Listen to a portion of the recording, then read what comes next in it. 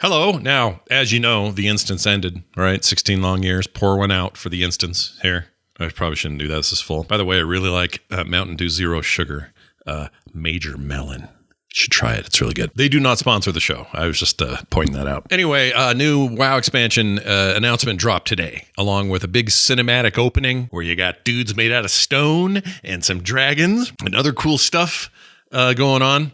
And many people are saying, Scott, we'd sure like your opinion on this. So a couple things. Number one, I'm going to do a little bit of that here, just in a little rough overview kind of way. And then later tonight, I'll be putting up a bonus episode of Core, our general video games podcast that covers everything. That's going to have its own little thing today where I interview a dev on the World of Warcraft team, Jeremy Fiesel to be exact. So that'll be later this afternoon if you want to get a more long-form Q&A with a dev.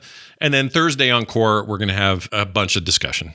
Okay, about this, I'm sure, along with the rest of the week's gaming news.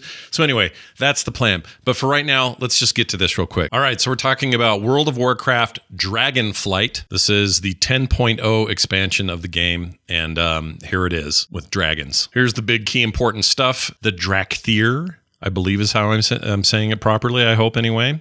And along with that comes a new class. It's a hero class, and that's called the Evoker. And this is the first hero class we've had since the Demon Hunter. And before that, the last one we had was a Death Knight way back in the Wrath of the Lich King days.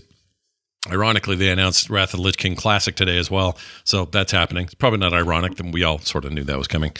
Anyway, the Evoker's a magic class, a lot of channeling. They get to pull in all the Dragonflight aspects, powers, and so their skill set is sort of a combination of all of those powers. And it'll be interesting to see how that works with the revamped talent system, which is a combination of a class tree and a spec tree, which will create hopefully some interesting combinations for players. Important thing to note here, the Drakthir and the Evoker are one and the same. In other words, you cannot be either without the other. So there are no Drakthir that aren't Evokers, and there are no Evokers that aren't Drakthir. There's 2 specs for that class. It is a DPS range spec, again, magic damage, that kind of stuff, and a healing spec. So we got a healer and DPS, ranged DPS combo going there. Not that different from when the Demon Hunter had your combination tank and DPS, melee DPS, and tank spec. So this is them kind of getting back around to having another one of those. And it has its own starting zone, level 58. You start there, and you'll have your own little unique experience there. And then you've just got the 10 levels to do in the expansion, which is pretty typical for when they announce a new class these days. There's a new way of flying. They call it dragon riding. This is a thing you train up, and it appears to be the systems portion of the new expansion. By that I mean, your weapon in Legion, or in the last 2 expansions, the necklace and the whatever it was last time. I kind of tried to forget because I didn't like it. But anyway, this is kind of seems like that's what that is. And you train that thing up and you get better at it and you get all kinds of new animations. It says here utilizes momentum physics and gravity, which the game hasn't seen with mounts before. Screen effects that will indicate reaching certain speeds. You'll improve your dragon riding even at max level by hunting down ancient glyphs and advancing your dragon riding skill tree. It's all about dragons, this expansion, okay? They're revamping professions. I'm not going to get into that because I don't really care about professions, but if you do, big stuff coming there. Here are your zones, okay? We got one called the Walking Shores, or the Waking Shores. Sorry, there is no L. It's Waking Shores. The On-Aran Plains, probably saying it wrong.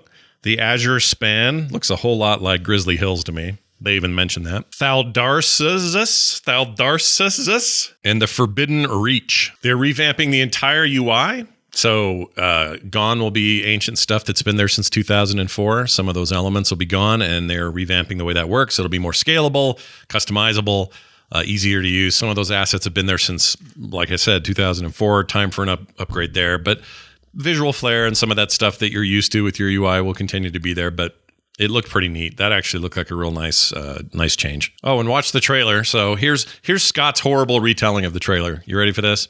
So 10,000 years ago, there's a spire thing, and there are a bunch of stone dudes standing around. They're guardians, and the sundering has happened, right? So their job when that happens is they got to get the dragons together, get them out again or whatever. So this one guy goes to sleep for 10,000 years, and then he wakes up and he's the only one left. Everyone else got big chunks of their face missing and stuff. So these stone guys, I assume, are dead. But he's still there, and he's like, oh, it's tough to be a single stone man in a world of dead stone people. I guess I'll take care of it. He kind of reminded me of Prometheus, the Prometheus dude for some reason.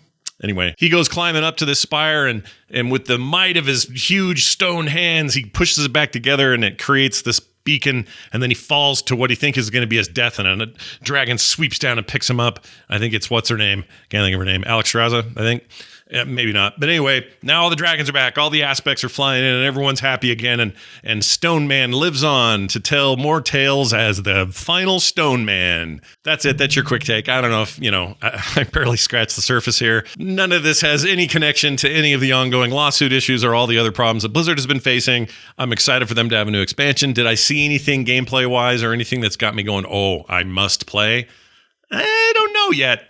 To be honest, it didn't do that much for me. In fact, I think the zone, they showed some zone screenshots and stuff like this. I think it's kind of ugly.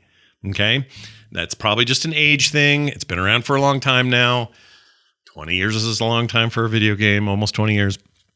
So, this engine's, as much as they've improved it and tweaked it and made it look good long term, I think maybe we're finally getting some unreturnable space for how that stuff looks. Gameplay wise, I mean, I'm always up for new classes, but it feels like we're going to be doing, what is the gameplay you're expecting? Probably what you have been doing for that near 20 years. And that, to me, is the big kicker here. If the minute-to-minute isn't vastly improved, I don't know if I'm super stoked about it, right? And maybe this may be actually the last expansion that you'll play, if you play it, that Blizzard makes when they're not owned by Microsoft. That's a weird thing to think about, isn't it? Put that in your brain and smush it around. Weird. So we'll see. Is it make or break? I don't know. Maybe. Am I going to play it? Probably. Will I stick with it long? Don't know. This is all too early. But go watch that cinematic because that's pretty rad. Those are always good. Thanks. See you next time. Oh, before I go, here's the worst end user license agreement in the history of video games. Enjoy.